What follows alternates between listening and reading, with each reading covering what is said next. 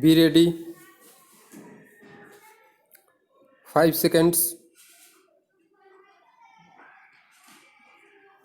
Start.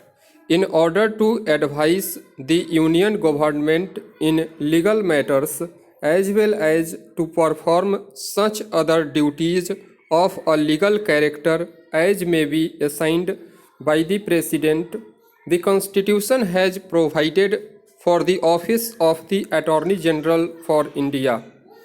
The Attorney General must have the qualification of a judge of the Supreme Court of India. The Attorney General is a member of the Cabinet in Britain, but in India there is a Minister of Law in the Cabinet to deal with legal affairs at government level. The Attorney General, however, has the privilege of addressing both houses of Parliament just as a minister has, irrespective of his membership of the House. The Attorney General for India is the Indian government's chief legal advisor and is primary lawyer in the Supreme Court of India.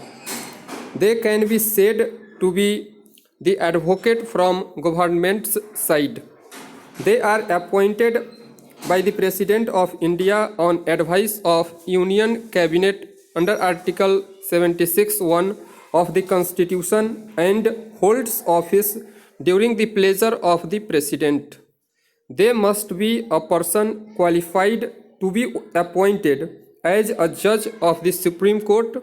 They must have been a judge of some high court for 5 years or an advocate of some high court for 10 years or an eminent jurist in the opinion of the President and must be a citizen of India.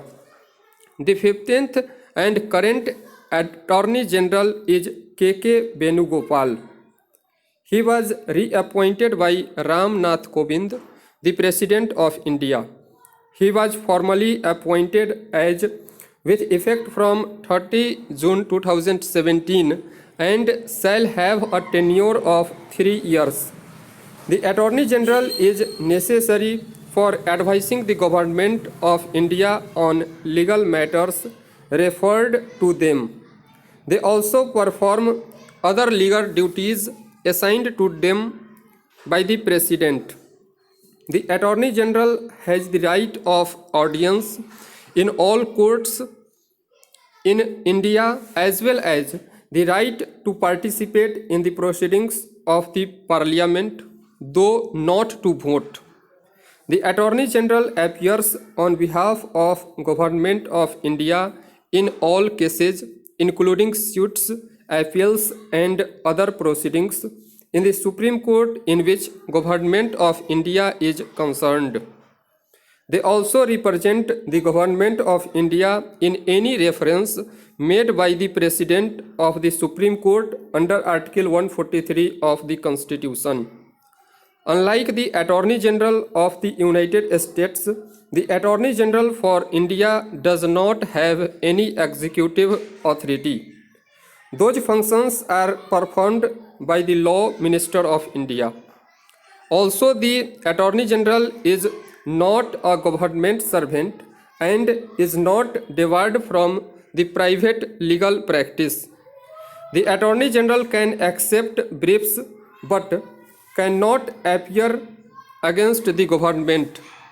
They cannot defend an accused in the criminal proceedings and accept the directorship of a company without the permission of the government. The Attorney General is assisted by a Solicitor General and 4 additional Solicitors General.